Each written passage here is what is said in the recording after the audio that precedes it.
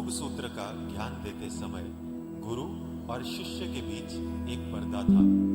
गुरुदेव, यह पर्दा किस चीज का प्रतीक है?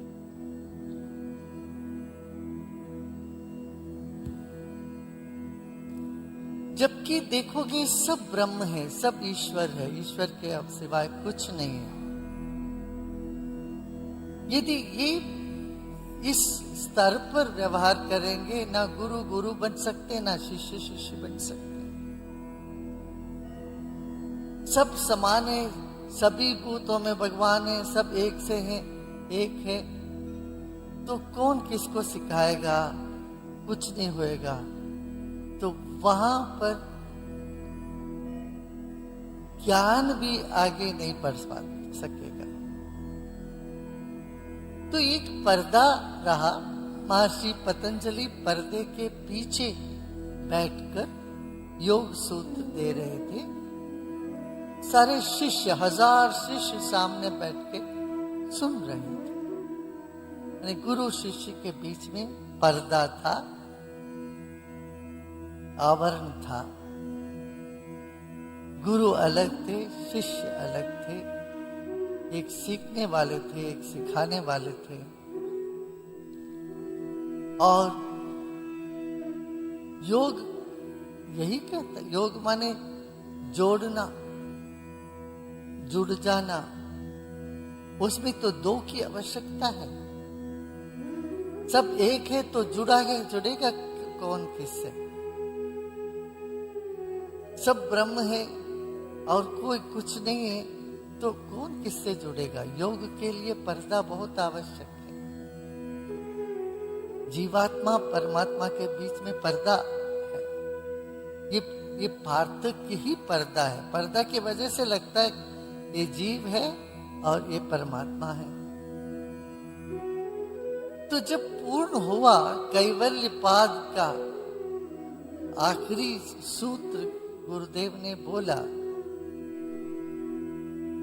कह दिया, उसके बाद मौन हो गया सब। उस मौन में शिष्य ने आके पर्दा खोला। पर्दा खोलते ही क्या हुआ? सब हजारों के हजार भस्म हो गए। ये कहानी है। माने शिष्य अलग रहे ही नहीं, गुरु में समा गए। गुरु शिष्य एक हो गए, एकता हो गई कि भस्म, ज्ञानाग्नि में शब्द भस्म हो गए। पर्दा हट गया, भस्म हो गए। मगर एक व्यक्ति लघु शंका के लिए चला गया था।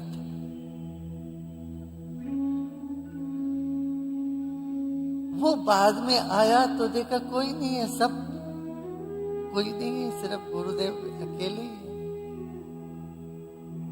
तब उनको देखा, अरे भाई तुम कहाँ चले गए? आधा ज्ञान, अधूरा ज्ञान जो है बहुत खतरनाक होता है।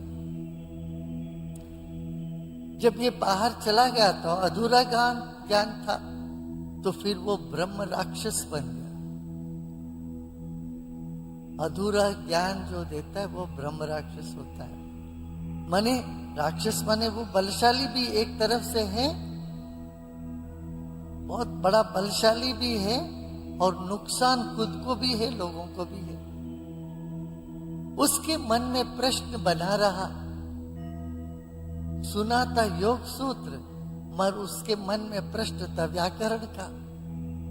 योग में कोई प्रश्न ही नहीं उठ सकता, व्याकरण का प्रश्न। और वो प्रश्न जब मन में होता है, कोई शांति से नहीं बैठ सकता, उबलता रहता है अंदर से।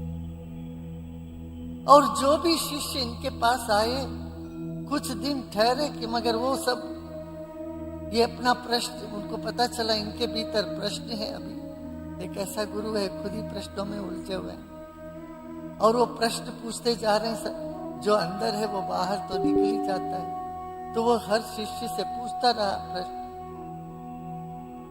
और कोई इसका ना उत्तर दे पाए। सब बोले कह रहे भाई हम तो सीखने आए हैं, यहाँ तो कुछ मिल नहीं रहा है। सब लोग पहले जो आकर्षण में आए थे सब हट गए। तो ये ब्रह्म राक्षस और बेचैन में पड़ के और बड़े दुखी होते रहे, अंदर से दुखी, बाहर से दिखावा, ऐसी इनकी हालत थी।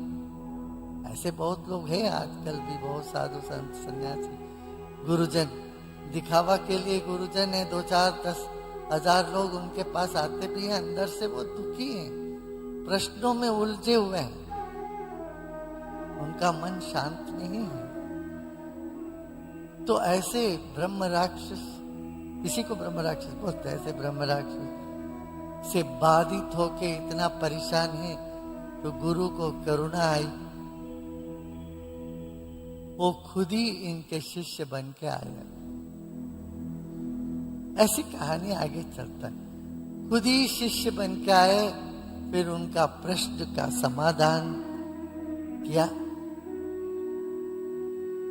और वो ब्रह्म राक्षस से मुक्त हो गए। ये कहानी है। ऊपर से देखने से लगता है जो शाप दे दिया, अरे पतंजलि महर्षि शाप क्यों देंगे? शाप हो जाता, जो कर्म जैसे कर्म करते हो उसको भोगते हो।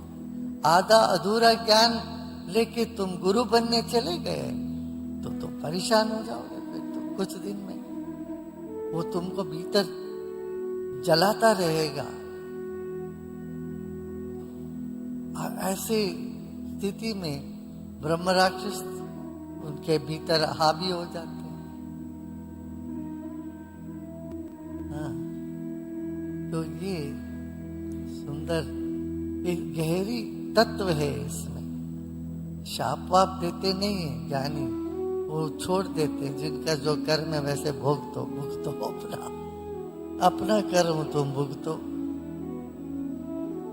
कठोरता क्रूरता तो नहीं होती है योगियों में। यदि शाप देते भी ये कल्याण के लिए देते, लोक कल्याण होता उसमें।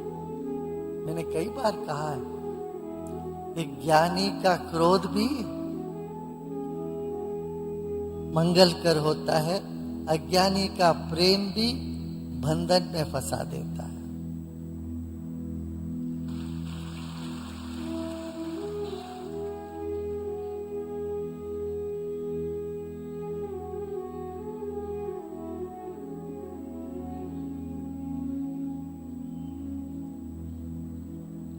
गुरुदेव, हाँ, समाधि लगने में कर्म की कोई भूमिका है क्या? हाँ, जिनका पाप समाप्त हो जाता है, पुण्य कर्म प्रकट होने लगता है, उस समय पर अच्छे से ध्यान लगता है, समाधि भी लगती है। गुरुदेव, बीच बीच में है पुराना, पता नहीं कब का क्या हुआ, क्या चीज है कर्म, ये बाधा के रूप में आती है। तो आपने तो सुना है ना, वो 8-9 तरह की बाधाएं, व्याधि, स्थान, संशय, प्रमाद, आलस्य, अविरति, ये सब 9 तरह की जो बाधाएं हैं, ये बाधाएं आती है और कर्म से भी ये सब जुड़ा हुआ है। मगर धीरज रखो, कोई भी कर्म हमेशा के लिए नहीं रहता है, सब समय सापेक्ष है, कुछ समय के बाद सब हट जाता है। वही वो है ना, जना नाम पुण्य कर्मणा, गीता में भी है। जिनका अंत हो गया, पाप का अंत हो गया, जो पुण्य कर्मा है वो योग की अवस्था को प्राप्त कर लेते हैं। इसलिए तत्स्वयं योग संसिद्धा कालीन आत्मनि विन्दति, जो खुद योग करता है, अपने आप को तैयार करता है, सही समय पर आत्मा को प्राप्त करता है, आत्मा का अनुभूति उनको होने लगता है। माने तुम पर्दा खोल के रखो, खिड़की खोल के रखो, जैसे चांद उगेगा तेरे सामने वाले खिड़की में एक चांद दिखने लगेगा। तो जब भी खिड़की खोलोगे तो तब चांद दिखेगा, ऐसा नहीं है। चांद जब आएगा, सूरज जब आएगा तभी आएगा, मगर खिड़की तो खोलना आवश्यक है। इसलिए तत् स्वयं खुद योग संसिद्धा, योग में सिद्धि पाओ, योग करते जाओ। कालीन आत्मनि विंदति, काल के अनुसार सही समय पर आ जाएगा सब। गुरुदेव, देखो इसमें दो बातें हैं। एक तो तीव्रता, तीव्रता होनी चाहिए, उस तीव्रता को भी लगाम लगाना चाहिए। वो लगाम लगाते कि सब्र करो, पेशेंस रखो, तीव्र इच्छा रखो और बेचैनी में मत चले जाओ। तीव्र इच्छा के साथ पेशेंस रखो, और पेशेंस ऐसा मत रखो जिसमें तुम ऊब जाए, सो जाए, आलसी हो जाए। आलसीपन पेशेंस नहीं है, और बेचैनी तीव्रता नहीं है। समझ में आई बात? ये बड़ी सूक्ष्म बात है। तीव्रता के साथ सब्र करना, ये है स्किल। ये तलवार के धार पर चलने वाली जैसी बात होती। तीव्र भी है और समाधान भी है, सहनशीलता भी है, और वही सब्र भी करते हैं। That is very very important. It's very important, you know. Many times we say the intensity, we confuse the intensity for restlessness, feverishness, and we consider patience, we get confused with the patience to carelessness or, laziness. Laziness is not patience, or patience is not laziness, and intensity is not restlessness or feverishness.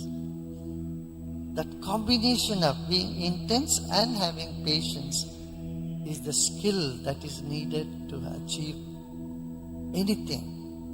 Yeah? Okay? That's enough for today. काफी है ना इतना?